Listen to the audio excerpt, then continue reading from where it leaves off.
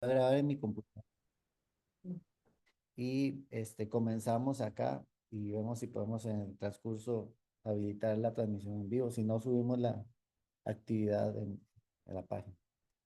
Listo. Entonces, nada, mi nombre es Esteban Monge. Soy gestor cultural en el Centro Cultural de San José, de Costa Rica. Esta actividad es la primera de un ciclo de conversatorios virtuales. Algunas actividades se van a hacer a nivel presencial también en ambos países, pero que mayoritariamente serán sesiones virtuales. El laboratorio Ecosistemas Biológicos es un ciclo de conversatorios y talleres virtuales organizado de manera conjunta entre los dos centros culturales de España, el de México y el de Costa Rica, en conjunto con Latinoamérica. Nos acompaña Karim, que es de Latinoamérica, y hoy estamos iniciando, pero quisiera cederle la palabra al señor Antonio Prats, que es el consejero cultural y científico de la Embajada de México, de España en México. Perdón. Entonces, Antonio, te cedo la palabra Gracias. en este espacio. No, Sí. muchas gracias, Esteban. Como ya estabas tú muy bien explicando, tanto desde el Centro Cultural de España en México como en Costa Rica, como en la red de centros culturales, hay una apuesta o hay una línea muy clara también por los temas científicos, los temas de la difusión de ciencia, de la divulgación y también de la imbricación o la influencia de los temas culturales en la ciencia y de la ciencia en los temas culturales y en las manifestaciones artísticas. Así que para nosotros ha sido, la verdad es que un placer sumarnos a esta iniciativa de Latinoamérica y hacerlo de la mano del Centro Cultural de España en Costa Rica. Simplemente agradecer a todas las personas que están conectadas y que lo van a seguir a través de nuestras redes sociales y a todos los ponentes que van a participar en este laboratorio. Muchísimas gracias y que sea muy fructífero para todos. Muchas gracias, Antonio. Y bueno, vamos a pasar entonces a presentar a nuestro primer experto que nos acompaña hoy. Eh, Se trata de Gilberto Esparza, mexicano. Este, Gilberto, eh, Karim, a ver. Investiga la tecnología como posibilidad para plantear preguntas y soluciones a los impactos de la huella humana sobre la vida en la Tierra a partir de una reivindicación de la inteligencia inherente a la vida y replantear la relación de las sociedades humanas con el entorno natural. Su práctica emplea el reciclaje de tecnología de consumo y experimentos con biotecnología. Y en sus proyectos ha colaborado con centros de investigación como el Grupo de Ingeniería Química y de Procesos de la Universidad de Cartagena, España, del área de mecatrónica del Instituto Politécnico Nacional y el Instituto de Ingeniería Juriquilla de la UNAM, este, y también ha trabajado con la Universidad de Guanajuato. Entonces, este conversatorio se llama La Geobacter en los organismos híbridos. Gilberto, te cedo la palabra entonces para tu presentación. Muchas gracias. Gracias a todos por la invitación y todos los que están aquí. Eh, bueno, yo preparé una presentación donde eh, como una manera de involucrarme al bioarte fue a partir de una noticia que vi en un paper científico que hablaba de la utilización de la Geobacter y otras bacterias para generar electricidad, ¿no? A partir de sus procesos metabólicos. Yo en ese momento yo estaba trabajando, eso fue en el 2008. Yo estaba trabajando con los parásitos urbanos, son como unos robots hechos de basura tecnológica, que luego los suelto por ahí en la ciudad y se roban la energía de los cables y viven por ahí, ¿no? Emitiendo sonidos y así. Estaba como con ese proyecto iniciando trabajar con tecnologías y utilizando este proyecto también como un pretexto para aprender de electrónica, de robótica, etcétera, ¿no? Y bueno, cuando vi ese paper, pues me empecé a imaginar un montón de cosas. Y, y bueno, y también imaginando las posibilidades que podría tener estas bacterias. Por favor, los micrófonos que estén abiertos. Voy a compartirles una presentación que hice. ¿Ahora se ve? Perfectamente, sí. Ujú. Muy bien. Deja ver cómo se pasa de página. Ahí está. Y bueno, me imaginé. ¿Cómo? Ah, perdón. Acuérdense que está abierto a que si tienen una pregunta en el momento, me pueden interrumpir y hacerme las preguntas, ¿no? Y bueno, empecé imaginándome un híbrido entre máquina, plantas, bacterias, viviendo en un ecosistema contaminado, ¿no? Entonces, el primer dibujo que hice de esa idea fue como robot, esta como planta híbrida, ¿no? Como una especie de prótesis también, pensando como como una manera de que las plantas pudieran regresar a un lugar tóxico, pero a través de toda esta como prótesis. Y bueno, eso fue como de las primeras reflexiones. Y a partir de eso empecé a investigar la problemática del agua en México, ¿no? Y bueno, México es un país que tiene el 60% de sus ríos contaminados, ¿no? Pues por el desinterés que ha habido. Y bueno, después de este recorrido que hicimos en varios ríos, y entrevistando a gente que vivía en estos lugares. Hay un micrófono abierto que me desconcentra. Y bueno, entonces lo que hice fue tomar muestras de estas aguas para ver qué vivía ahí, ¿no? Y también hacer unas pruebas también de energía estuve investigando sobre cómo se construye una celda microbiana sencilla y a partir de ahí hacer ejercicios. Pero luego lo que hice fue contactarme con un equipo de investigadores en Cartagena, que justamente estaban desarrollando celdas de combustible microbianas para aplicarse en plantas de tratamiento. Entonces los contacté y este equipo desarrolló eh, esta técnica, que es una celda de combustible microbiana que tiene varias capas. Bueno, está conformada por una cámara donde hay gránulos de grafito, hay una membrana de intercambio protónico, un papel de carbón con un catalizador de platino y bueno, eran pues materiales muy complicados, muy difíciles de conseguir y muy costosos, ¿no? Finalmente ellos desarrollaron estas celdas eh, para, para el proyecto de plantas nómadas, ¿no? Y bueno, a partir de ahí ya mi escritorio cambió de configuración.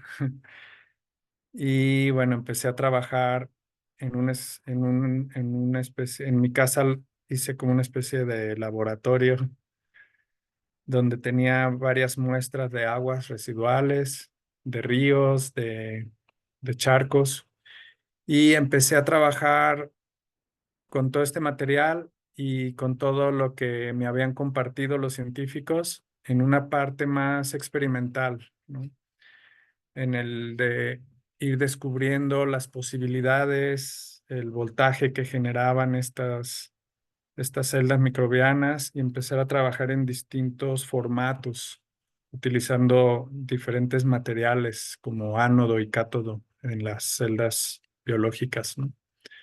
para ver qué tanta energía se podría obtener de cada una, ¿no? Y bueno, diseñé varios tipos de celdas microbianas como esta múltiple. Y, y bueno, también buscando materiales que fueran más económicos para que pues, lograr que sea una tecnología que esté al alcance de todos y que se pueda seguir haciendo investigación, ¿no? Así, sin presupuesto. Pero bueno, eh, todas estas imágenes que ven son de varios años de desarrollo para varios proyectos, ¿no? No nada más para las plantas nómadas. Y este fue uno de los diseños que más me gustó después de todas las pruebas que hice. Es una celda de combustible microbiana de cámara simple, donde una de las terminales se encuentra en la parte baja y otra en la parte alta. O sea, el ánodo está en los lodos, en donde está el agua contaminada, y ahí se desarrollan bacterias anaeróbicas. Y en la parte de arriba, el costalito que está arriba, está en el espejo de agua y tocando el aire. Entonces ahí suceden otros procesos de oxidación. Y, y bueno, finalmente se genera ahí una diferencia potencial gracias a que las bacterias anaeróbicas, donde está la Geobacter y toda su comunidad que, que cohabita con ella, su nicho ecológico, digamos, pues están biodegradando toda la materia orgánica que hay en los contaminantes, ¿no? En las aguas residuales. Y bueno, varias de estas bacterias también pueden procesar metales pesados. Y bueno, me interesaba ese tema como un sistema de bioremediación y también de generación de energía, ¿no? Y bueno, voy a pasar esto. Ahí está el proceso de desarrollo de ese diseño. Y aquí la primera vez que logré que un LED se encendiera con esta serie de celdas conectadas. Cuando logré eso, fue que me animé a desarrollar el proyecto y a pedir financiamiento, meterlo a convocatoria y así, ¿no? Y a partir de ahí, cuando recibí un apoyo, fue que empecé a desarrollar el proyecto, ya como el proyecto de plantas nómadas, ¿no? En los procesos de investigación, visitando a especialistas, encontré estos humedales artificiales con el que también hacían tratamiento de aguas residuales. Y ahí pude ver que también la actividad biológica que sucedía en las raíces era similar a lo que sucedía en las celdas microbianas. Entonces, esto me hizo saber que se podían hacer celdas microbianas con plantas. Y empecé a hacer investigación sobre eso. Ahí hay unas pruebas que hice. Esa macetita me estaba dando 2.25 volts, una sola. Y bueno, el sustrato estaba mezclado con grafito para que la planta interactuara su raíz con el grafito y con las bacterias que se desarrollaban ahí. La fotosíntesis ayudaba también en esos procesos. Y bueno, no sé si tienen alguna pregunta hasta ahí. Yo tengo una pregunta, Gilberto, soy Manuel. Estás hablando, digamos, de que esas aguas residuales, hablas, digamos, de geobacter. La pregunta sería, ¿pero hiciste algún análisis microbiológico para saber qué tipo de bacterias había en esa agua o ya suponías que era geobacter? Podía ser, no sé, de esto, digamos, de aguas fecales, ¿cómo se llama esa bacteria que hay que siempre... no, ay, no me acuerdo el nombre, ¿no? Coliformes y cosas de estas, ¿verdad? ¿Qué era la composición? Pues hablando con los investigadores, me dicen que la Geobacter es una bacteria que está presente, es muy común y está presente en muchas, en las aguas residuales, pero también en materia orgánica, en putrefacción, etcétera, ¿no? Eh, lo que es- Lo que está interesante es que algunas investigaciones se hacían con monocultivos de la Geobacter, pero para poder mantenerla viva, pues mm, se tenía que tener cuidados muy especiales, ¿no? En laboratorio. Entonces, yo hice una analogía también pensando en los monocultivos no sé, de los cereales, ¿no? Por ejemplo, que también les sucede lo mismo, son vulnerables porque al ser un monocultivo hay que estarlos cuidando, metiéndoles un montón de cosas para que sobrevivan y haciendo una reflexión con la milpa. En la milpa donde hay varias especies que unas se ayudan con otras para las plagas, para tener nutrientes, etcétera. Entonces, pensando en la milpa, pensé en micro, ¿no? En cómo una comunidad biológica donde hay otras especies interactuando, tal como vienen en las aguas residuales, en los lodos de los ríos, pues es un ecosistema que está conviviendo en una simbiosis, ¿no? Entonces eso me permitía que las celdas microbianas fueran más autónomas, que no requirieran de ninguna intervención afuera para mantenerlas, ¿no? Sí. Y, y bueno, empecé bueno, mi casa se fue transformando porque ahora no solo era aguas residuales, sino ya teníamos aguas de charco, un montón de plantas, todas ¿Qué? Ah, quería preguntar algo. Sí. Sí, me imagino que son muchas variables, pero si en tu investigación pudiste determinar de qué depende el voltaje que se obtiene de las celdas. El voltaje depende mucho de la cantidad de contaminantes que haya, o sea, la cantidad de materia orgánica presente en el agua y la actividad. Bueno, eso finalmente se proyecta se refleja en la actividad biológica, ¿no? Entre más actividad biológica, entre más están comiendo las bacterias y generando tapetes microbianos sobre sobre los electrodos, pues es mayor la energía que producen. Y también tiene que ver cómo conectas las celdas, ¿no? Eh, es como unas baterías normales que si tú las conectas en serie, puedes ir sumando voltaje. Si las conectas en paralelo, vas sumando amperaje. Buenas noches, Muchas yo tengo gracias. Pablo acá. Justo. Eh, Cuando las plantas producen voltaje, como que te diste cuenta que la biota que había en las raíces, había que meter esa agua con grafito y ese tipo de metales, ¿eso no afectaba a la planta, no la mataba? ¿O cómo se mantenía la planta viva a pesar de tener estos metales en el agua? Ajá. Lo que hice fue investigar qué tipo de materiales podrían no oxidarse con la electrólisis, porque finalmente como se está generando una corriente eléctrica pequeña, hay una electrólisis y eso hace que los materiales, sobre todo metales, puedan desprender partículas, ¿no?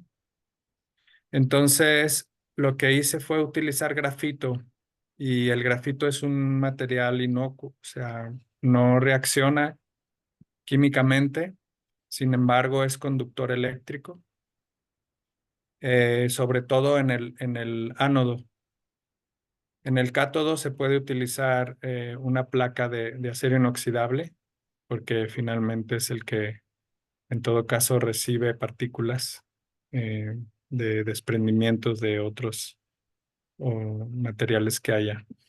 Pero en esa combinación no había contaminantes que afectaran.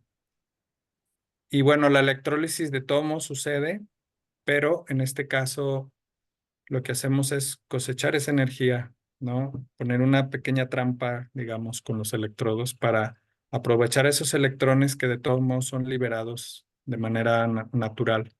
A la hora de romperse la molécula del agua, se rompe la molécula en esos procesos eh, pues de oxidación y de metabolismo, se rompen las moléculas y ahí liberan electrones. Y cuando llegan a la superficie, el hidrógeno hace contacto con el oxígeno y un proceso de oxidación ahí se unen otra vez y ahí pide electrones. Y ahí es donde se genera la diferencia potencial. Tengo una pregunta en el chat, Ah, Gilberto. Disculpa. Sí. Micaela pregunta sobre qué ensayos finales se apoya para concluir que el agua se va descontaminando. Pues lo que hicimos fue eh, hacer como una especie de montaje, aprovechando una invitación a una exposición sobre el proceso de plantas nómadas. Convertimos el museo en laboratorio. Entonces, ahí montamos toda esa parte, invitamos a un biólogo de la Universidad de Guanajuato para que pudiera hacer una caracterización visual del tipo de bacterias, poder hacer análisis del agua, si había o no mejoramiento del agua. Y básicamente lo que sucede es como lo que sucede en un filtro biológico. Eh, Todas estas bacterias que para nosotros son como un foco de infección, para un río es el sistema inmune del río. O sea, ellas siempre están viviendo en el suelo de los ríos, pero cuando hay un excedente de materia orgánica, entonces despiertan, se reproducen y empiezan a hacer todo este desequilibrio, ¿no? Que es como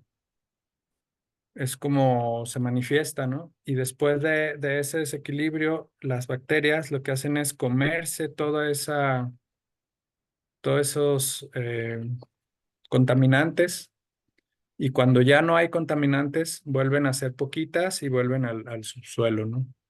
Es como el sistema de defensa del río. Pero en el caso de nuestros ríos es que la contaminación es constante y no le da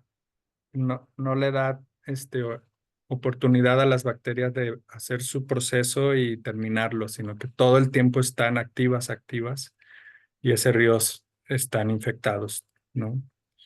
Entonces, en todo este proceso de investigación, lo que pude reflexionar es que eh, la manera en poder, la manera que veo para poder limpiar los ríos no es generando 100 plantas nómadas que los estén limpiando, sino dejar de que los contaminantes toquen nuestros ríos, toquen nuestros mantos.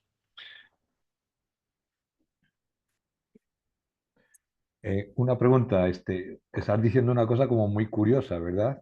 Justamente pareciera ser que para que el río esté limpio tiene que estar contaminado. Bien a decir, lo que uno consideraba que es un contaminante, por ejemplo, para mí un tema microorganismo como puede ser, te digo, esta Escherichia o esta bacteria o lo que sea, más bien es algo positivo porque está comiéndose a otras cosas. Entonces, pero no sé en esa película, no sé quién es el bueno y quién es el malo, o sea, porque a qué está comiendo y qué es peor, el remedio que la enfermedad o la enfermedad que el remedio, o sea, no sé, entonces, ¿me entiendes? No sé realmente de qué se está alimentando ese malo, ¿no? Sí, sí, de hecho, yo creo que nos enferma porque sospecha que somos nosotros los que lo estamos enfermando, ¿no? Esto se está defendiendo. Y es como cuando nos da fiebre, ¿no? Realmente es un síntoma. O sea, cuando nos enfermamos y nos da fiebre, realmente lo que está pasando es que el cuerpo mismo está generando un calor para poder llevar al extremo a las bacterias que están dentro del cuerpo que nos están afectando, ¿no? Es como un sistema de defensa también, ¿no? Entonces, el olor a río así, a podrido, todo eso es realmente pues una reacción, una consecuencia a algo que se está haciendo mal, ¿no? Ya. Ujú. Pero lo que se me hace muy interesante es que si dejan de tirarle mierda al río, en pocos años, solito, sin que lo tengan que limpiar, solito se regenera. Porque gracias a toda esa colaboración microbiana y que tiene, ¿no? Y vuelven otra vez toda la cadena trófica y se estabiliza, ¿no? Se vuelve a estar en equilibrio. Sí. Ujú. Y bueno, a partir de toda esta investigación y paralelo al desarrollo de plantas nómadas, a mí me gusta mucho también trabajar con el sonido. Entonces empecé a a trabajar un proyecto en el que fuera más como un instrumento sonoro eh, que, que me ayudara de manera poética a darle voz a los ríos. Entonces, la, el activismo o la propuesta artística sería ir a lugares donde tienen un río contaminado, a alguna ciudad, tomar muestras de esa agua y a través de este sistema hacer que toda esa contaminación se traduzca en sonido, ¿no? Entonces es como darle voz a los ríos y que ellos mismos expresen en qué estado se encuentran.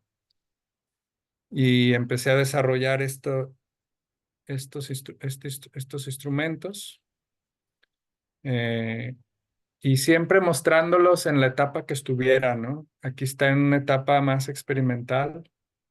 Aquí lo que hacíamos era ver cuáles son todas las posibilidades sonoras que se puede obtener de esa actividad con las bacterias, ¿no?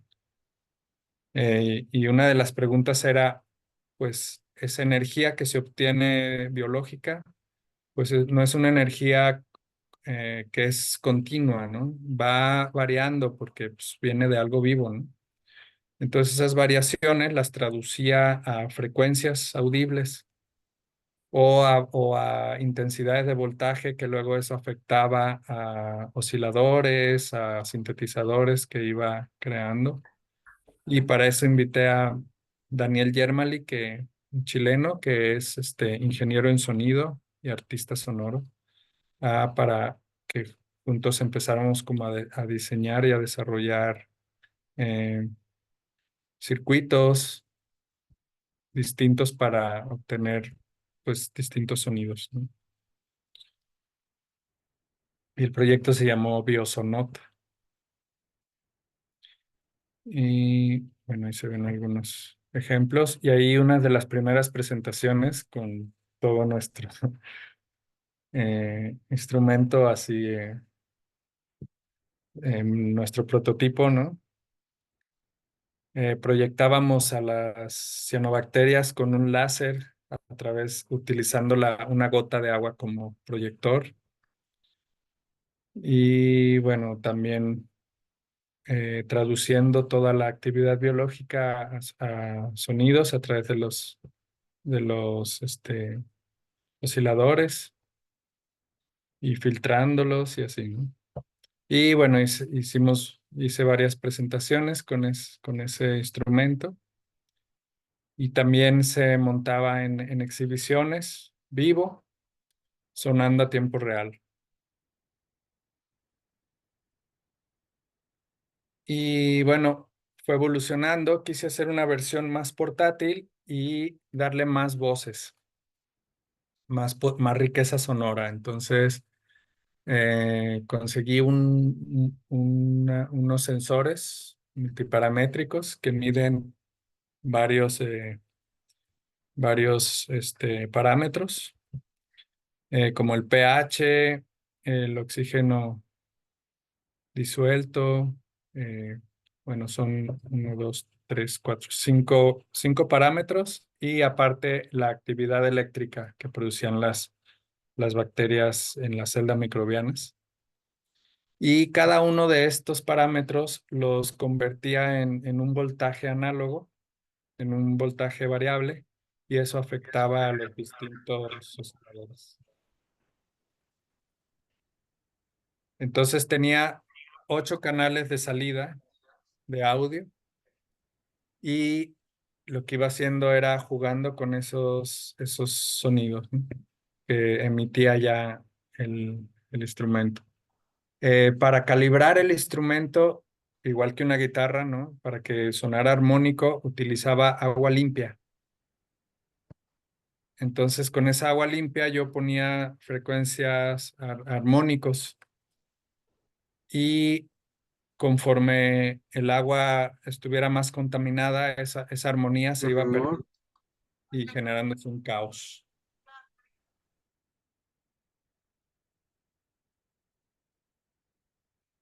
Luego esos datos los pasábamos, bueno, aquí estamos grabando las pistas de sonido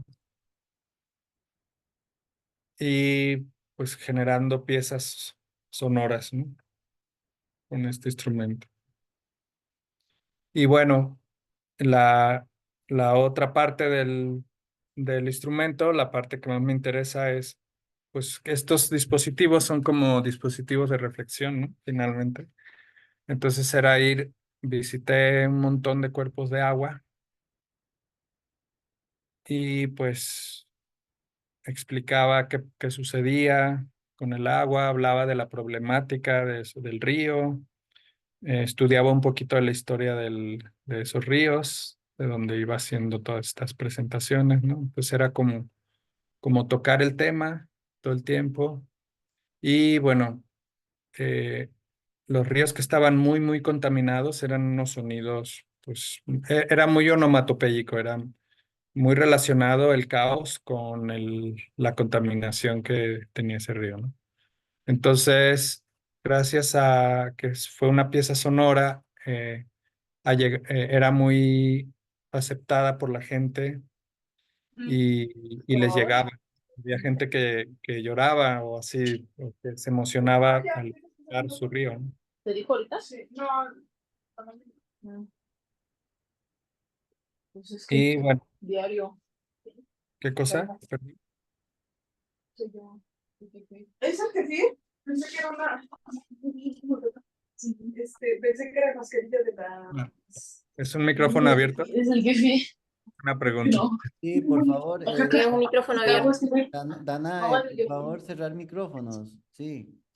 Gracias. Gracias.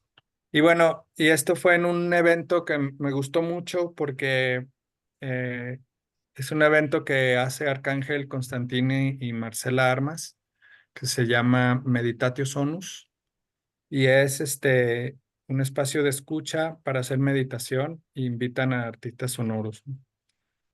Entonces, ahí también utilizamos agua del río de este lugar, y la gente estuvo pues en un momento de escucha, pero de meditación.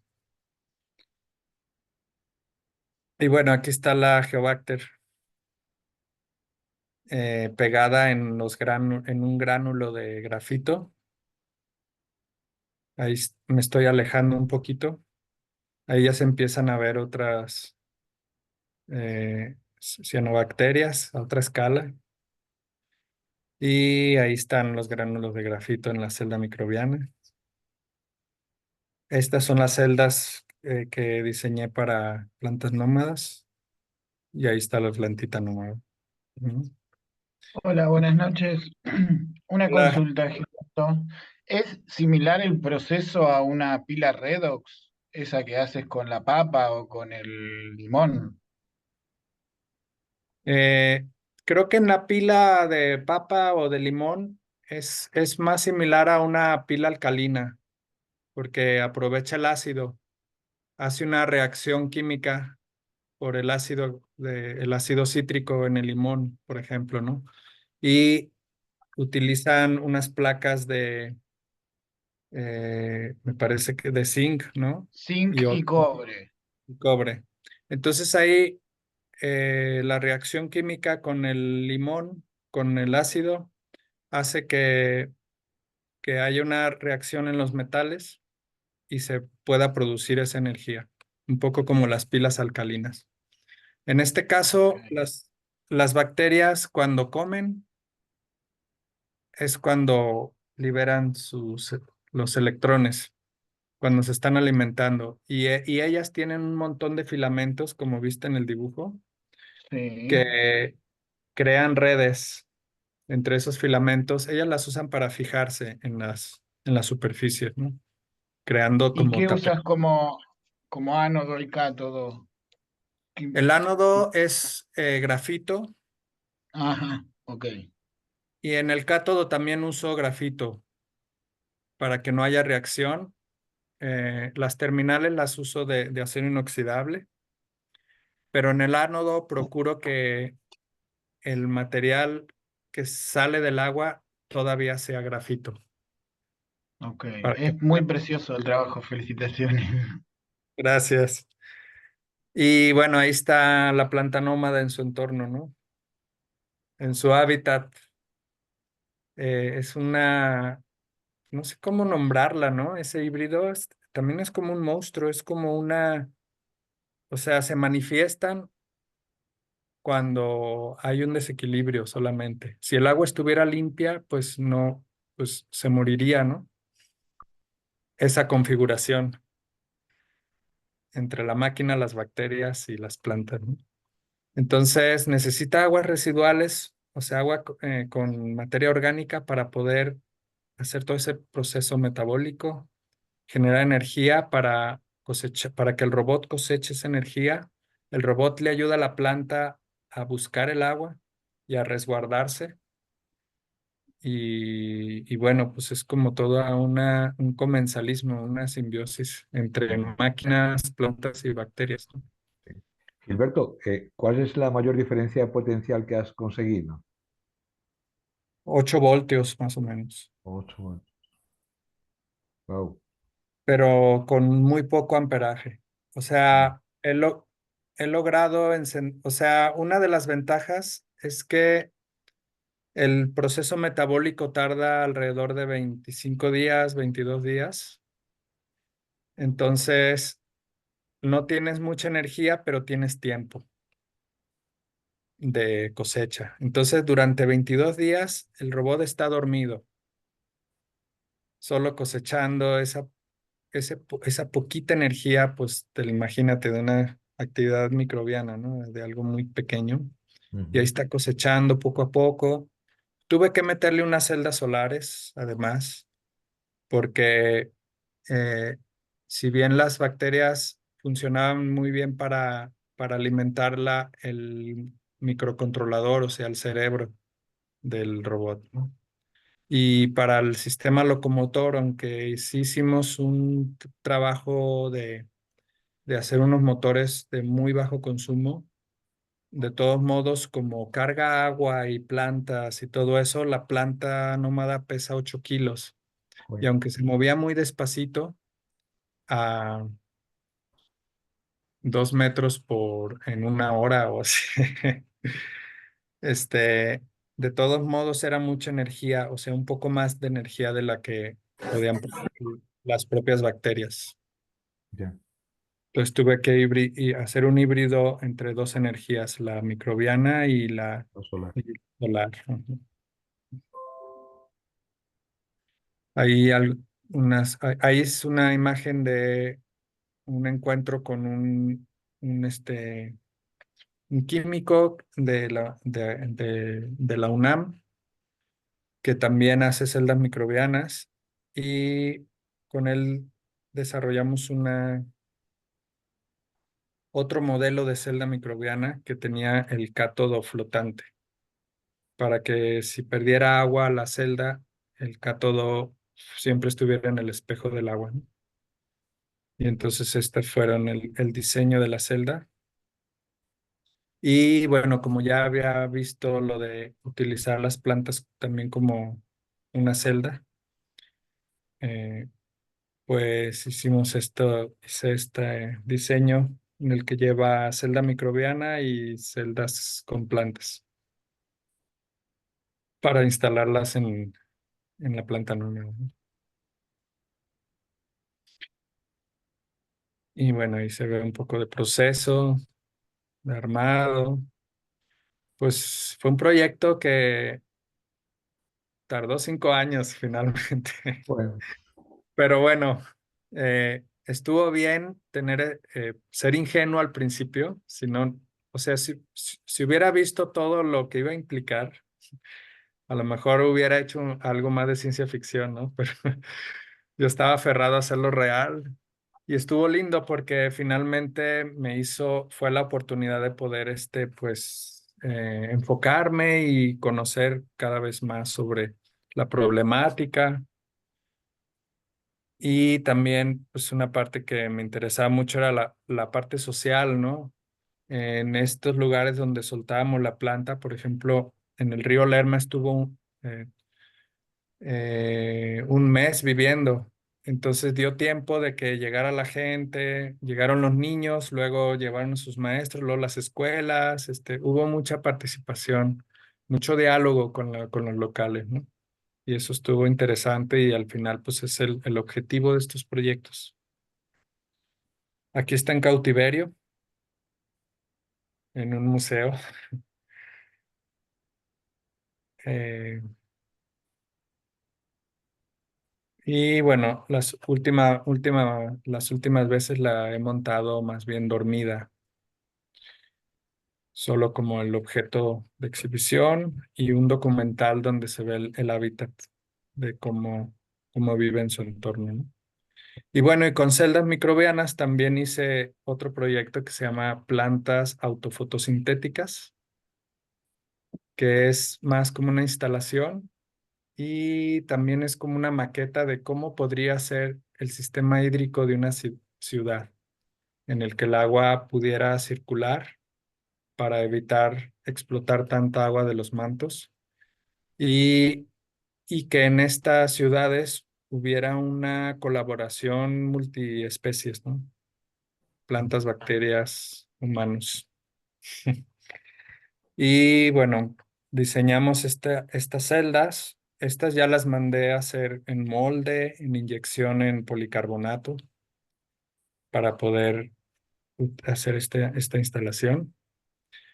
Y aquí este es como el diseño de las celdas, cómo están conectadas unas con otras en serie y cómo tiene las cámaras del ánodo, del cátodo, cómo pasa el agua y el oxígeno de una cámara a otra, aprovechando la propia gravedad para la circulación del agua.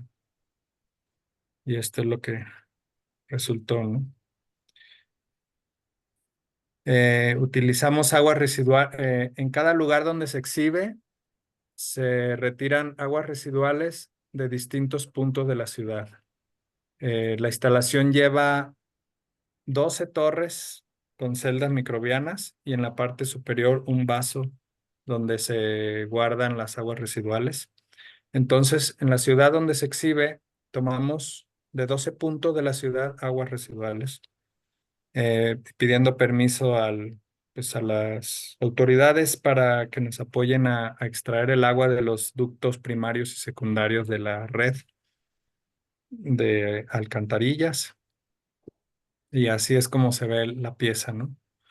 Todo lo que está alrededor son las torres con las celdas microbianas, los contenedores de aguas residuales, y empieza todo un proceso por goteo del agua residual pasando a través de todas las celdas microbianas y en todo ese proceso generando un, un proceso de biodegradación y al final el agua limpia termina pasando por filtros de carbón activado, arenas, etcétera.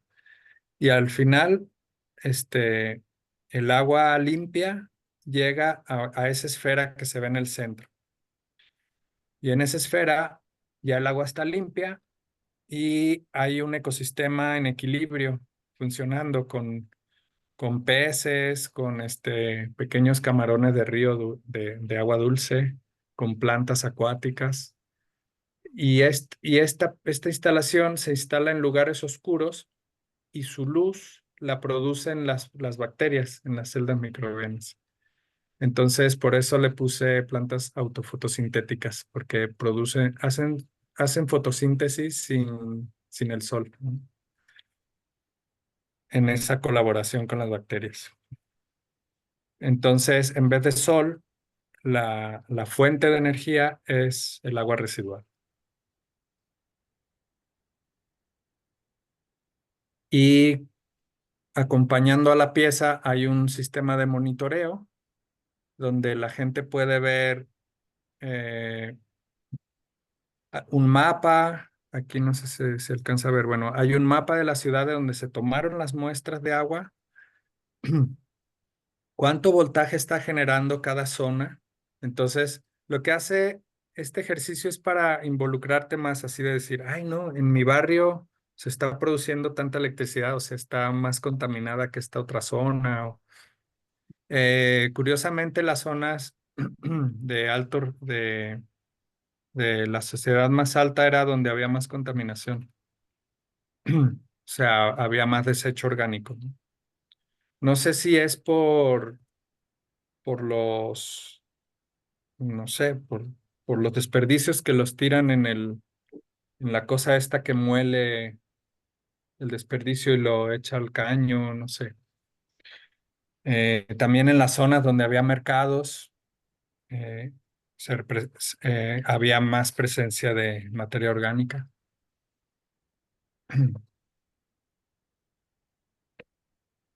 Y pues eso es lo que tenía preparado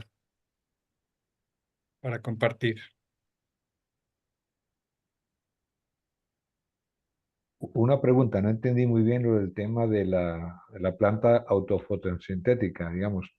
Dices, porque se supone que ya al pasar por la torre ya el agua es totalmente pura, o sea, casi que es, no sé, hablemos de H2O tal cual, ¿verdad? Entonces, ¿de dónde toma la planta la energía? Si ya no hay, ahí no hay nada. Eh, las plantas, ya ves, su energía la toman bueno, no es que quede purificada el agua, ¿no? Queda tratada, digamos, pero su energía la obtiene de la luz, o sea, como hacen fotosíntesis. Las bacterias generan electricidad, hay unos pequeños capacitores que se van cargando durante 2 segundos y luego lanzan un destello de luz intenso que la planta pueda asimilar. Pero como son 12 destellos al mismo tiempo, está todo el tiempo recibiendo luz y esa luz hace que las plantas puedan hacer fotosíntesis.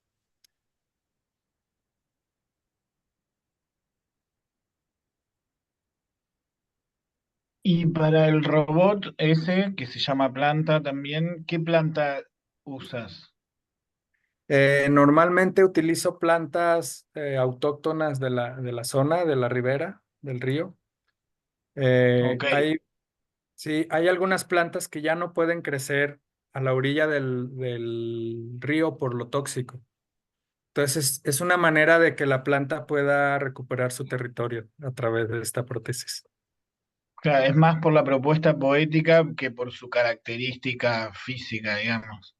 Sí, no, y también si lo analizas, es la planta más adecuada porque es la planta que vive cerca de la ribera del río, que ha evolucionado en esa zona y que si está presente ahí es porque se ha adaptado o tiene la capacidad de poder estar ahí. Entonces, de entrada, es mejor opción utilizar las plantas autóctonas que traer otra que no es de ahí, ¿no? Perfecto, gracias. Mm.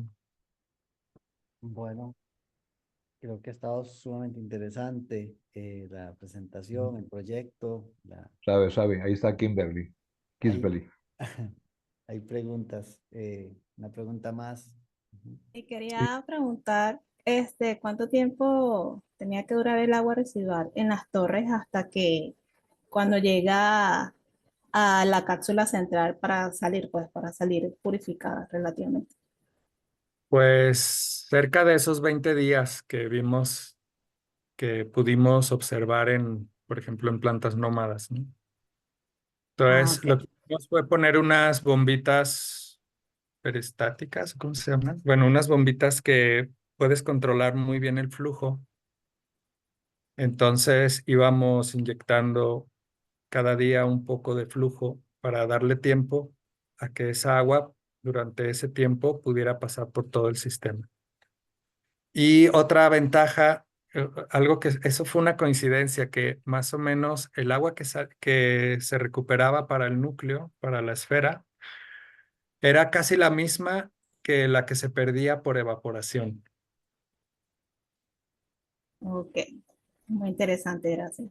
Ujú. Hola, Gilberto. Te quiero hacer una Sí. pregunta. Sí. Te quería preguntar, yo también estoy haciendo, bueno, estoy retomando el tema de las celdas, pero Qué eh, de los circuitos eléctricos, de los diagramas, todo eso, pues digamos que me rebasa, ¿no? Entonces he estado buscando como personas para colaborar y que no sé, en esta parte de electrónica, ¿no? ¿Tener alguna bien. recomendación de alguien que quiera o esté como en estos temas que esté interesado? Pues quien me estuvo ayudando mucho fue Diego Liedo, que es parte de una cooperativa que tenemos aquí en San Miguel de Allende. Tenemos un taller colectivo y Ujú. él es uno de los que me ha estado ayudando mucho en cómo poder cosechar energía, ¿no? En el caso de plantas autofotosintéticas, lo que hicimos fue utilizar un reloj. O sea, cuando yo conectaba un LED directamente, el LED prendía un 40% de su capacidad y eso para la planta no era suficiente, esa cantidad de energía, le costaba asimilarla. Entonces, para que pudiera hacer fotosíntesis, necesitaba por lo menos un 80% del brillo del LED. Entonces, no, para lograr eso, lo que hicimos fue conseguir relojes de despertadores, de esos chiquitos que usan una sola batería AA. Esos consumen muy poca energía para pulsar. Entonces le quitamos usamos el circuito de ese reloj, lo alimentamos con las celdas microbianas y el pulso eh, que generaba ya lo generaba con el 80% de la energía, porque duraba 2 segundos cada pulso. Entonces, calculamos un capacitor para que durante esos 2 segundos se llenara y luego disparara. Por Ok, eso es que la pieza da destellos. No fue un rollo estético, sino fue un rollo de lo que se podía, ¿no?, hacer. Y resultó muy interesante también para la pieza, ¿no?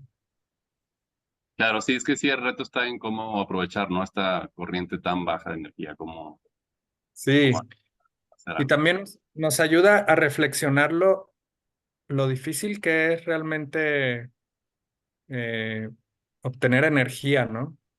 O sea, se nos olvida porque tenemos bolsas de sol con el petróleo. O sea,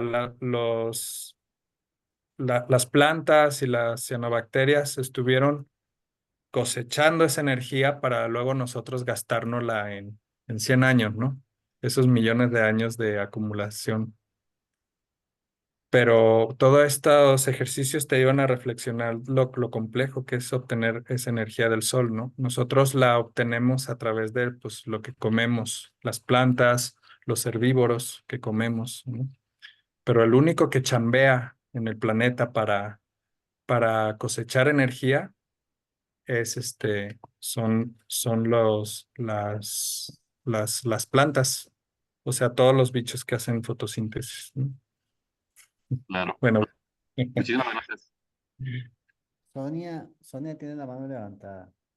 Sí, Ah, sí, quería preguntarte, tengo entendido que la planta nómada iba en busca de agua, ¿no? O sea, como que tomaba decisiones.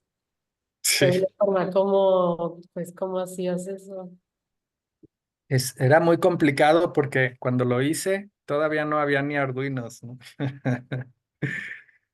Ah, wow. Eh, tampoco había muchos, ¿cómo se llaman? Procesadores. Creo que ya estaban la Raspberry Pi, no me acuerdo. No, una anterior que se usaba más en ingenierías y así. Pero, por ejemplo, yo quería que fuera más una especie de computadora, ¿no? Lo que tomara las decisiones, pero era imposible por la cantidad de energía que obteníamos. Entonces, la estrategia fue irnos a lo más análogo posible. Por ejemplo, el sensor que baja, para que la trompa bajara y encontrara el espejo de agua, hay una programación muy interesante para todo eso, ¿no? Entonces pusimos dos terminales de acero inoxidable en la punta. Entonces, cuando tocaban el agua, se cerraba el circuito y mandaba una pequeña señal de que ya había llegado al agua, ¿no? Y luego en las patas delanteras también pusimos ese tipo de sensores porque finalmente cuando la pata toca el piso, el suelo, si el suelo está húmedo es como una resistencia. Entre más húmedo hay menos resistencia. Entonces era la manera de saber si se estaba acercando al espejo de agua porque en la tierra pues es gradual la humedad de seco a húmedo, ¿no? Entonces, aprovechaba esos sensores para poderse ubicar y poder dar vuelta y avanzar hacia donde sentía humedad. Y al alejarse también, o sea, buscaba alejarse de la humedad, ¿no? Entonces, pues esa parte estuvo bien bonita porque fue como buscar, es como hacer una trampa de hilitos o una carambola de pelotas, ¿no? Era realmente con las cosas que había análogas, buscar estrategias para que pudiera tener esa inteligencia, ¿no? Es un poco, el que pongo mucho de ejemplo es la mamá de plantas nómadas, la abuela, que es perejil buscando al sol, que es una maceta súper pequeña, sí, fue con un ejercicio que hice, un pequeño contenedor con dos motorcitos y dos ruedas que iban súper despacio alimentadas con dos paneles solares arriba, chiquitas, pero lo que hice fue conectarlas cruzadas de un motor derecho a a la celda izquierda y celda derecha a motor izquierdo.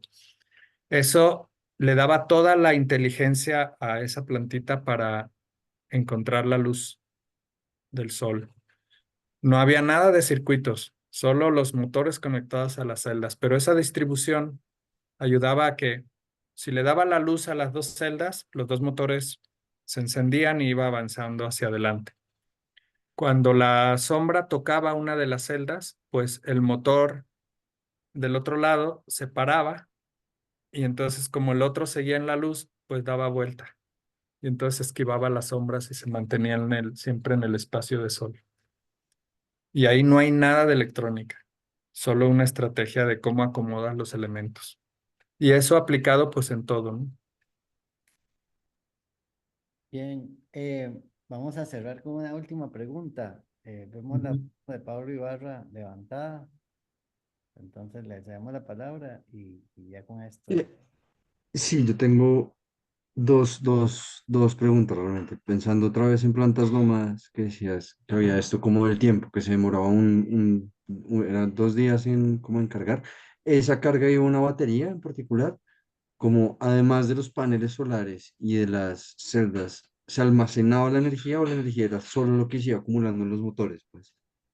Y la Sí, otra es, ajá. sí, perdón, como la otra que siento que es más corta, es cómo era que se llamaba el paper que inició todo este proceso. La segunda es ¿qué? Perdón.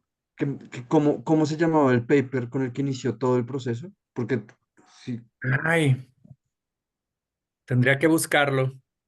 porque quedé como con esa duda al principio que fue un paper el que inició todo este proceso, ¿cierto? Como que leíste Sí, sí, un sí. artículo y eso empezó como la Sí. investigación, que ya lleva muchos años, pues. Ajá, era un artículo, creo que habían pasado apenas 8 años de que se habían retomado esta tecnología para investigarse. Y había dos, bueno, yo encontré solo dos, en ese momento, dos equipos investigando. Uno era el de Cartagena, de la Universidad de Cartagena, en España. Eh, lo publicó déjame acuerdo que fue hace mucho. Eh, no es Germán, ay, bueno, ahorita a ver si me acuerdo. Y en ese mismo momento estaba también el MIT investigando sobre las celdas. Ellos hicieron un robotcito que se llamaba EcoBot 1 y eran como unas celdas muy pequeñas con unos motorcitos que con un pulso avanzaba, creo que eh, medio centímetro cada hora o algo así, y buscaba la luz, algo así. Pero eh, ese se alimentaba de moscas aplastadas. O sea, abrían la celdita, mataban moscas, las echaban ahí, las trituraban y se las ponían para que pues se pudrieran y entonces empezara a generarse la electricidad, ¿no? Este, y, mm, y bueno, creo que era una investigación que estaba financiada por el ejército, por las fuerzas de Estados Unidos, y su imaginario en el futuro era de poder construir robots que fueran carnívoros, que se alimentaran del enemigo. Ese era como su imaginario. De robots carnívoros a robots También veganos. está interesante ver cómo finalmente es tecnología y depende mucho de la visión y de los objetivos, ¿no? Descarté contactar a los del MIT en ese entonces y cuando vi los que estaban utilizando esa tecnología para procesos de limpieza de aguas contaminadas, pues también ahí eso me hizo acercarme a ellos más bien. Ujú. Bueno, Gilberto, ¿tienes cuenta en Instagram donde te puedan seguir, contactar? Sí, tengo una página, eh, está la página de gilbertoesparza.net, hay una página de plantas nómadas y, y bueno, ahí se ve más proceso, ¿no? Un poquito más detallado el proceso, en imágenes con pie de foto. Y bueno, sí, tengo Instagram, creo que estoy como Gilberto Esparza González o Gels, algo así. No me acuerdo bien, pero bueno, también tengo otra página nueva que estoy terminando, que estoy actualizando, que se llama coralysis.org, que bueno, es de los proyectos más actuales, que es algo similar a plantas nómadas, pero bajo el mar. Es un arrecife artificial que genera electricidad con las corrientes marinas y hace electrólisis para atrapar el carbonato de calcio que ayuda a que los corales crezcan más rápido. Y ahí, por ahí voy. Y ahorita estoy haciendo unas islas flotantes que ayudan a mejorar la calidad de agua en cuerpos de agua, en comunidades. Pero ese apenas están haciendo. Muy bien. Bueno, muchísimas gracias a Gilberto y a todas las personas que nos han acompañado. La verdad es que ha sido sumamente interesante y motivador el conversatorio. Nosotros vamos a seguir con este ciclo que inauguramos hoy, con una inauguración de lujo.